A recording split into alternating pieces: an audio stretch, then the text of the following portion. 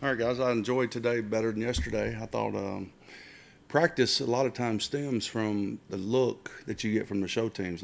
Yesterday, I wasn't too impressed with our show teams, but today they did a good job, and that made practice flow pretty good, and execution and stuff seemed to pick up. And so, was really pleased with it, and we'll continue to work and finish the day out today, and then start tomorrow. Any questions? Experience not just as a head coach, but can you get a good feel from practice how your team is going to play on Sundays, or is that just unpredictable? I think here's what I think about that. I think practicing things successfully gives you confidence to do it well in the game. So that's how I would answer that question. We want to practice well. We want to do everything we do well. We want to do individual drills well. We want to meet well. So, yeah, I think everything we do, we have to set a standard, and we have to live up to that standard. And I think we're working toward doing that. As fewer and fewer teams are playing some of their starters in preseason, that's become a trend, fewer and fewer guys playing. Does that make week one even more unpredictable than maybe in the past? Because you're not quite sure what you're getting. You know, I don't really know how to answer that. I guess you can always fall back and use as an excuse. But, I'm not into making excuses. I'm expecting us to play well. I think the guys in the locker room are expected to play well. So I think it depends. Not to try to kill your question there, but it's one of those things. If you don't play well, you can use that as an excuse. I think we're not going to make excuses around here. Game planning is always a collaborative effort, but how different is it for you now as the head coach when you're putting offensive game plan together? Not so much. I've tried to structure my schedule around to a lot better than it was in the spring, and even sometimes during training camp, where I could be in there all the time. So not much different at all. There's a couple times I have to step out, but overall it's been pretty consistent. What about during preseason games, the operation with calling the plays and then trying to figure out when to challenge, when to call timeouts?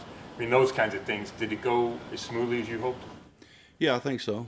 I didn't feel like there was ever any stress level of doing it, or desire to hesitation or anything like that. So I think it was rather fine. So things feel like a lot more on your plate than the last 8 games last year when you were just calling the plays? No, I don't think so.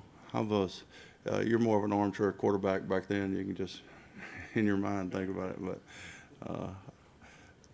but no, I don't think so. Better feel now of how they're going to call this challenging LPIs? Yeah, I think so. I think I don't know if you guys got this stat, but there was 50 challenges, I think, for PI, and is that? Am I right to say that?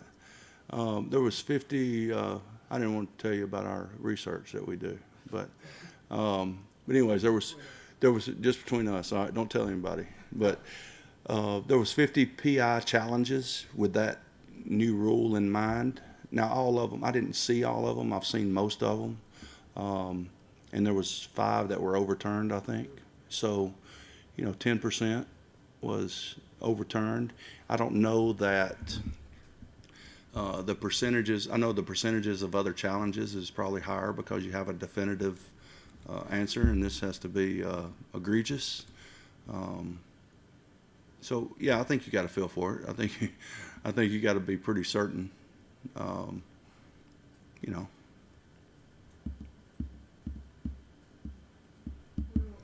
Todd Monken be upstairs, and if so, is that his idea, or do you like it that way, or what's the thinking? It's that's where he's going to be, and that's where we determined that he helps me the best at, is up there. He's been on the field some, just like all of us have been on the field some, been up in the box some, but just the organization of our staff, that's where we feel like he's needed the most. What is his strength, his biggest strength as an offensive coordinator? Todd's very organized. You know, he's coached a long time. The longer you coach, the more things you see. So Todd, Steve, all those guys, Preef, Campy, all those guys are a great resource for me as far as just if it's for no other reason than to bounce things off of. And you know, sometimes I think head coaches get into the mode they don't want to bounce anything off of anybody. They just want to make the decision to go with it. Well, I'd rather get their opinion. Some of them I agree with, some of them I don't. And but at least I get their opinion, and they have the experience to give me things that they've actually seen or just their thoughts. It may just be their thoughts. I mean, I think a lot of what those guys think. So, you know, it could go either way. We talked to Todd today. He said that everybody realizes Odell's a phenomenal athlete, but not a lot of people realize how smart he is as a football player. Any examples come to mind of him as a student, like the stuff we don't see that side of him? Yeah, I mean, I think Odell takes meticulous notes. I think he spends a lot more time on football than some people give him credit for. I would agree with that sentiment totally, that he's very intelligent. When you talk to him, you realize it. And, yeah, I mean, I think he doesn't get enough credit in that area. Talk a lot about the rearview mirror and letting things in the past go. Have you had that talk with Odell about the whole New York situation and telling him to forget that and leave it behind him? Now, you know, I don't talk about conversations that I have with players. You're just still trying. You're just like the other day. You're trying to test me again. I'm just kidding. I feel like I'm very confident that Odell's in a good place right now. I was just chopping it up with you a little bit there. Don't get sensitive on me. You know, players are always looking forward to the season opener, I'm sure, with Odell, given the offseason that he had.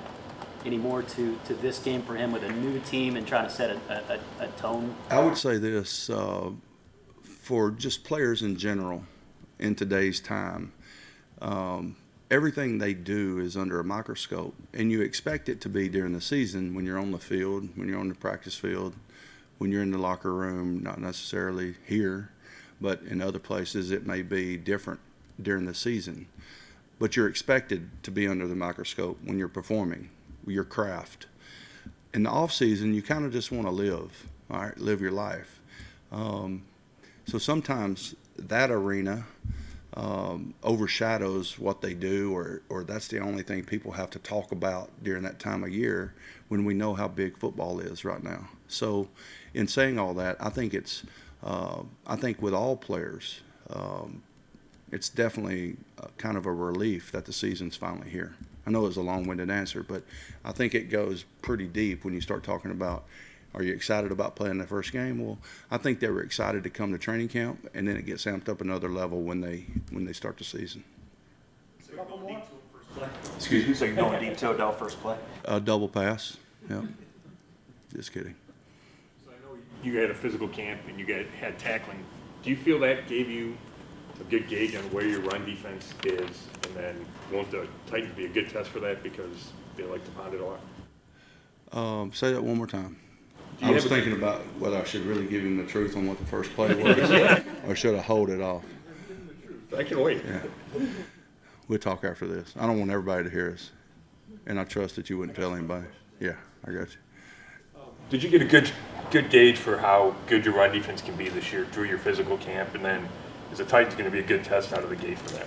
I think so. I think these guys, you know, we have kind of a deal where we identify a problem, all right, and we try to attack that problem. And an example would be we'd identify a problem during training camp practice, and we try to rectify that problem the next day. And these guys have been very resilient in doing that. And I think they're committed to doing that on every day in and day out basis, and therefore that would take it from a game-to-game situation. So I think those guys know how to win. The game's never going to change between blocking and tackling. That's where it's all going to start. And I think we're committed to doing that. Impact have you seen Olivier Vernon have on the field, off the field, that maybe the average fan won't notice? I think these guys kind of follow him, listen to him. I think he's a very strong player as far as his strength. And he surprised you with his athleticism and his bend.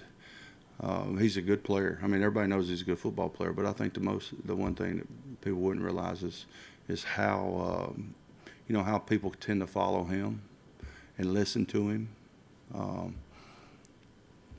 Yeah. Taylor Lewan out for them, how do you kind of prepare your guys for the help that they're probably going to have to give Dennis Kelly? I mean, what are some of the things you guys are looking for? Well, we're, there's a couple different ways to do it, and I don't really know how to answer that question from the standpoint of what we're totally preparing them for. But I would just say this, that Miles was Miles last year, so he's seen how people help block him. They see the different schemes, and it won't be any different.